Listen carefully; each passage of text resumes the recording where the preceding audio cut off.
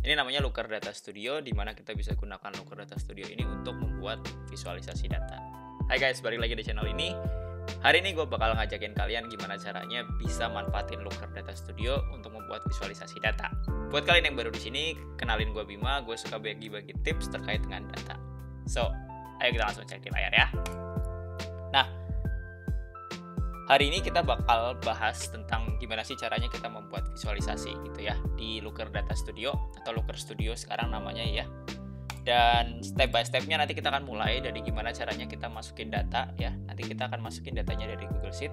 Kemudian kita akan buat chart dan dashboard. Di sini kita akan bikin 3 chart aja sementara. Intinya sih dengan 3 chart ini harapannya kalian udah dapat gambaran gimana sih caranya pakai Looker Data Studio ini. Nanti kita mulai dari bikin tren penjualan, kemudian produk favorit, kemudian jenis pesanan. Well, data yang akan kita pakai adalah data Warmindo. Aku bikin sebuah dummy dataset gitu ya. Penjualan di sebuah warung Indomie. Dan kita akan coba bikin visualisasi datanya. Baru yang terakhir adalah aku bakal kasih tahu gimana caranya kita bisa sharing dashboard yang udah kita buat. Oke? Lanjut. Kita masuk ke Looker Studio. Oke, sekarang kita akan mulai dengan lihat datanya dulu ya. Datanya seperti yang tadi udah disebutin, itu ada kesimpan di Google Sheet. Udah aku taruh di Google Sheet. Ini ada data ID, invoice, tanggal, customer ID, nama produk, jenis produk, kategori, sampai nilai penjualan ya. Ini sebenarnya udah straightforward maksud dari masing-masing datanya. Kalau paling kayak nilai penjualan ini merupakan perkalian langsung dari kuantiti dikali harga jual gitu. So ya, buat kalian yang mau datanya, kalian bisa masuk aja ke link ID ku, cari aja link.id/Bima Putra 1. Dan aku akan tulis juga di deskripsi ya. Nanti kalian di sini bisa ambil yang ini, dataset Warmindo 500 baris ya. Ini dataset yang akan kita gunakan. Ini kalian tinggal masuk aja. Kemudian kalian tinggal tuliskan berapa yang mau kalian tulis di sini. Kalau mau gratis juga bisa ditulis 0 aja. Oke? Lanjut kita masuk ke Looker Studio-nya. Setelah tadi kita punya datanya di Google Drive, lebih tepatnya di Google Sheet, kita akan ambil datanya mulai dari create ini ya. Kita akan mulai create data source. Di tahap create data source ini, dia akan menampilkan banyak pilihan konektor. Di sini kita bisa ambil datanya dari berbagai macam sumber sebenarnya. Ada yang dari BigQuery, dari Redshift, atau misalnya dia simpan di Postgre, atau MySQL, atau bahkan yang lain nih ada banyak di bawah ya. Oke, dan untuk latihan kita hari ini kita akan gunakan data yang ada di Google Sheet. Jadinya kita hanya tinggal pilih yang Google Sheet aja. Nanti kalian akan diminta untuk kayak autentifikasi gitu ya ke Google Sheet kalian. Cuman karena aku udah, jadi ini udah ada nih di sini, udah langsung kebaca Warmindo Free namanya. Di sini nanti kita tinggal pilih worksheet-nya, worksheet apa. Kalau misalkan sheet-nya ada lebih dari 1 nanti bisa dipilih. Tapi karena ini cuma ada 1 ya kita akan langsung 1 aja. Nah ini ada beberapa option. Yang pertama adalah use first row as a header. Jadi nanti artinya kalau itu kita akan gunakan row pertama ini sebagai headernya ya, yang memang ini headernya gitu kan.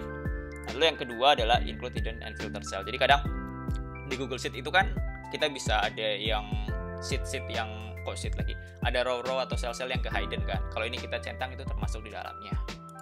Gitu. Kalau misalkan ada lagi nih, kalau misalkan kalian mau ada cuman spesifik row atau kolomnya, kalian bisa masukin juga di sini. Cuman kita mau ambil semuanya, jadi biarin aja. Dan tinggal klik connect. Kita tunggu sebentar, ini harusnya begitu udah oke, dia akan baca datanya dan kita akan dapat tampilan ini nih. Ini kayak sebelum kita bisa pakai datanya, dia akan coba verifikasi ini tuh apakah dia number, apakah ini number, ataukah ini text gitu kan. Dan kayaknya sini udah sesuai ya, tanggal juga udah dikenali sebagai tanggal. Kalau misalkan ada yang belum dikenali ya kita tinggal ganti-ganti aja di sini sebenarnya. Lalu ini ada default aggregation. Kalau misalnya kita mau agregasi dia, apakah mau di sum, average gitu. Ini ngemudahin banget kalau kita udah tahu misalnya ada quantity itu kitanya nggak di sum tapi kita pengennya lihat rata-rata, atau misalkan ke penjualan juga bisa diganti-ganti di sini. Jadi, kalau mau dilengkapin biar lebih dokumentasinya oke, bisa ditambahin deskripsi aja sih sebenarnya kalau nanti di kerjaan biasanya kan. Kayak ini misalkan unique value of customer gitu kan. Ini ID customer aja gitu biar gampang ya.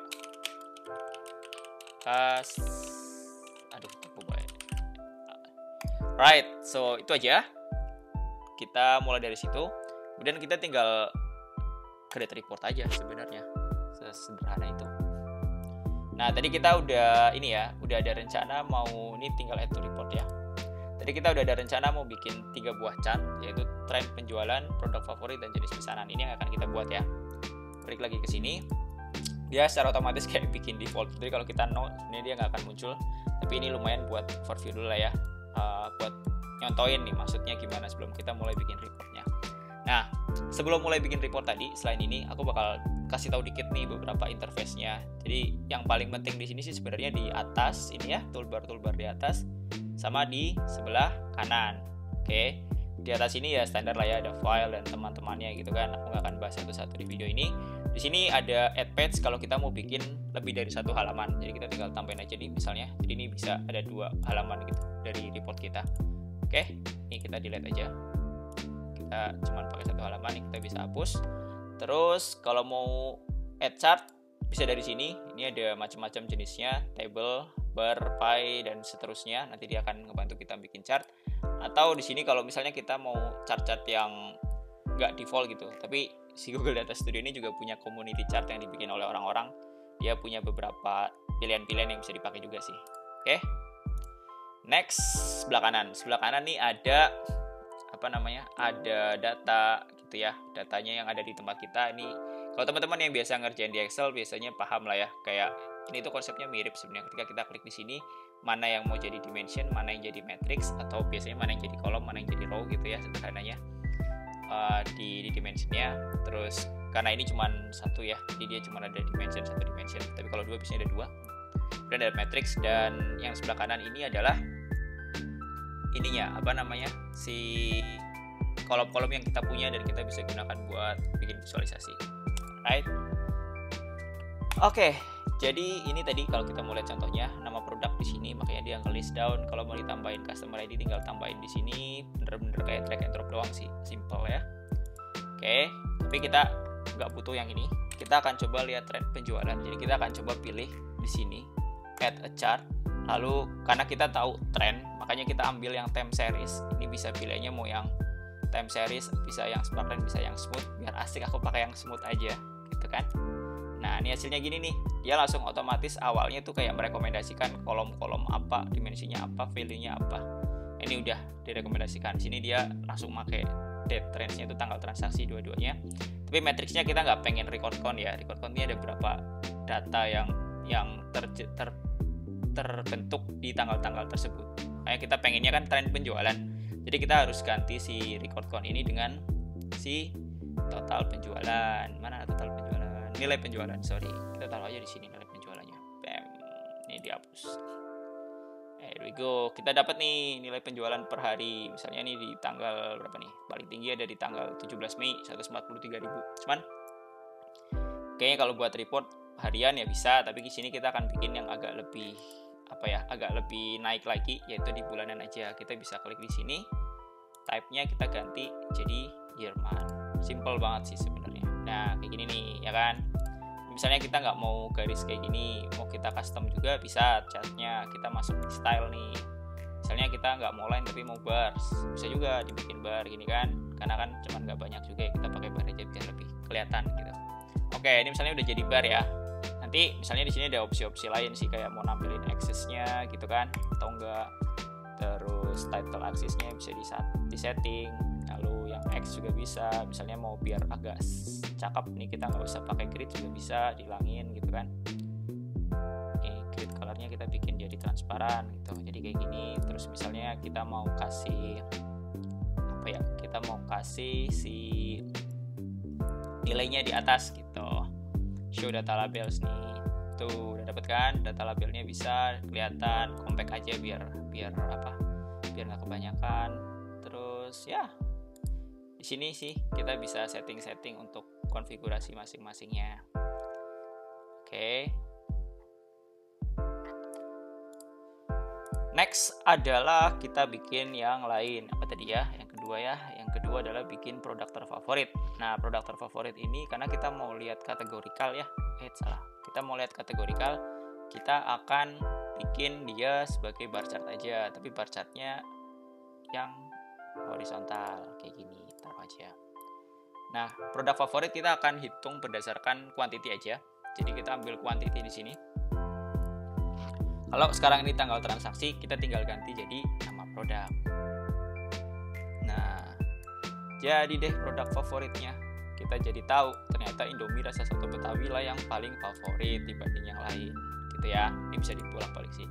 Kita juga bisa, kadang-kadang kita produknya banyak, nggak mau tahu semua, ini kita bisa batasin lah, katakan top 5 aja lah gitu ya.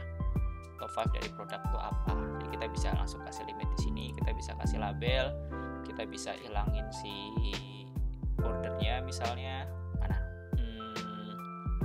mana ya border ya, ini kali ya, background white. Oh udah whiting. Mana border, oh sorry, grid line maksudnya. Nah di sini ya, jadi udah nggak kelihatan lagi grid line-nya, udah kelihatan lebih smooth. Oke, nextnya kita lanjut ya. Ini harusnya straightforward sih. Intinya kita tinggal masukin di sini. Terus ya, ini bisa sortnya mau yang paling kecil dulu juga boleh. Misalkan bukan yang top 5 nih, buat yang top 5 ya. Nextnya kita akan masukin si chart ketiga, yaitu jenis pesanan, delivery apa dine-in kebanyakan. Caranya kita misalkan, karena ini kategorinya cuma 2, kita bisa gunakan ya pie chart aja ya, biar variasi chartnya ada gitu. Kita pakai misalnya ini yang donat deh, donat chart. Kita akan hitung si jenis pembayaran jenis pesanan di sini. Nah, tapi kuantitinya nggak kuantiti ya, kita akan hitung berapa kali ada order kan. Berarti kita hitungnya pakai invoice ID.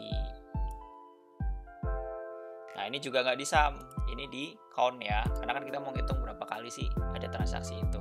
Dan nih, yang biru dine-in ternyata hampir sama ya, 50% itu dine-in, 48% tuh 48%-nya delivery gitu. Ini bisa kita ganti-ganti sih, kalau mau dibikin warna-warnanya juga bisa diatur nih, besar-besarnya bisa, labelnya bisa, legendnya bisa gitu.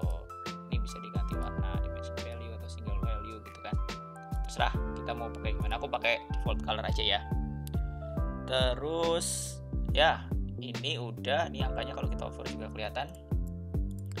Nah secara data kita udah dapet semua ya chartnya ya. Nextnya paling tinggal kita bisa rapiin nih dashboard ini kan masih berantakan. Misalnya kita mau rapiin dia dengan bikin ini nih, kita kasih shape di sini deh, kita kasih rectangle di sini, kita kasih rectangle di sini gitu kan. Untuk judul biar agak lebih rapi, ini kita bikin di sini.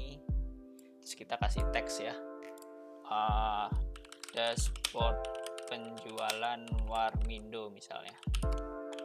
Kita besarin, terus kita zoom lagi. Besarin teksnya. Shortcutnya nggak jalan. Anyway, kita bisa pakai di sini juga kok, nggak ada masalah. 20, 30 maybe. Ya, gedein lagi deh dikit biar mantap gitu, 40. Tapi ini kita panjangin. Dah. Nah, warnanya kan biasanya kalau aku sukanya satu tema ya. Jadi kita dari tadi udah mainan biru, ini kita kasih biru juga deh. Sini. Teksnya biar kontras kita warnain jadi putih misalnya. Ya kan? Jadi deh, pertama kita susun apa? Misalnya kita mau susun tren penjualan gitu. Kita bisa taruh tren penjualannya di atas sini. Baru di bawahnya detailnya. Jenis pesanannya misalnya. Baru di bawahnya lagi ada ini, apa nih namanya? Ada produk favorit gitu. Bisa kita kecilin juga. Nah, ini misalkan ini bagusnya di sebelah kanan deh. Ini di sebelah kiri aja. Enggak apa-apa, sama aja. Des. Nah, oke. Jadi deh kita punya dashboard penjualan. Sini misalnya kita nggak mau ada legendnya nih, kita bisa hapus juga di sini. Legend mana ya legend ya? Legend. Ini kita misalnya hilangkan. Nah, nggak ada kan? Ini juga hilangkan. Nah, ini kita hilangkan si legendnya juga. Ini kita perlu legend, tapi misalnya kita mau taruh dia nggak di kanan, tapi kita taruh di bawah biar rapi. Bisa kita gedein jadinya. Lalu yang ini juga udah kita kecilin dikit. Oke. Nah, buat ngasih konteks nih, misalnya dikecilin lagi, kita bisa kasih subjudul juga sih. Di sini misalnya kita kasih kayak gini. Ini kita kasih di sini misalnya apa? Misalnya tren penjualan bulanan gitu. Misalnya ini bisa macam-macam sih, kalian bisa tulis apa aja sesuai dengan kebutuhan kalian. Dan ini bisa dikasih background ya. Katakan kita mau kasih warna biru juga di sini. Terus kita kasih rounded color gini, 10 gitu misal. Terus kita kasih warna teksnya jadi putih deh, biar satu tema kan. Teksnya taruh tengah. Habis itu kita bold ya. Ini kita kasih 20 deh. Oke. Serah ya, ini mau ditaruh di tengah, mau ditaruh di atas, ditaruh di bawah nggak apa-apa. Oops, ini. Terus apalagi kira-kira apa yang bisa kita lakukan lagi?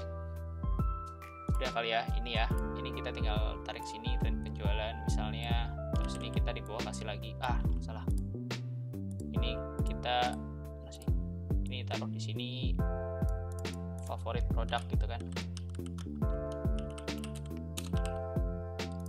Ini kita turunin dikit. Oke, terus di sini misalkan kita kasih lagi adalah apa nih tadi, distribusi jenis pembelian gitu misalnya aja, nggak apa-apa. Yes, udah nih. Jadi kalau mau ditonjolin lagi, misalkan kalian mau kasih apa tuh border gitu ya, udah bisa aja di sini mau dikasih border. Ada style lagi, mana border nih, misalnya mau dikasih warna hitam. Terus aku tipikalnya suka yang lengkung ya, jadi biasanya selalu aku kasih rounded gini. Nah ya kan, warnanya misalnya nggak mau hitam, warnanya ya kaku banget sih, dikasih hitam gitu kan. Warnanya mau diganti jadi biru tapi yang agak muda, terus size-nya lebih tebal lagi, misalnya 4 gitu bisa. Oke. Ini sama kayak yang ini juga bisa dilakukan. Nah yang menarik nih, kita bisa kayak copy style sih. Ini copy ya kan, ini kalau udah ini kita paste style only. Nah jadi kan ngikutin sama tema yang di atas. Ini juga bisa. Oke, tapi ini kita rapiin dulu.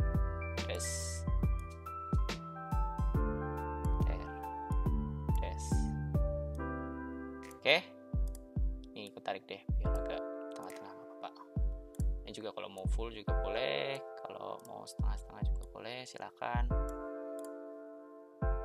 Ya, jadi deh dashboard penjualan, kita punya dashboard penjualan bulanan gitu. Nextnya kalau udah jadi kan kita mau share ya. Sharenya sih sebenarnya kayak kita pakai Google Drive doang gitu, Google Site gitu.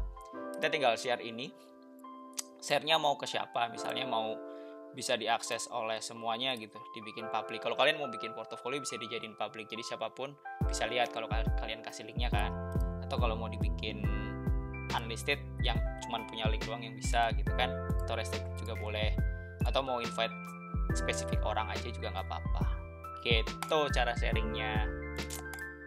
Alright, ini tadi hilang ya. Hilang, legendnya kabur, soalnya tadi kita ikutin ini ya, jadi legendnya hilang. Nah kayak gini. Oke, jadi kayak gini dulu untuk sekarang. Gimana sih caranya? Hari ini kita belajar gimana caranya pakai Looker Studio untuk membuat sebuah dashboard gitu ya. So, jadi kalau kalian suka sama kontennya, jangan lupa buat like dan share video ini buat teman-teman kalian biar mereka juga bisa ikut belajar.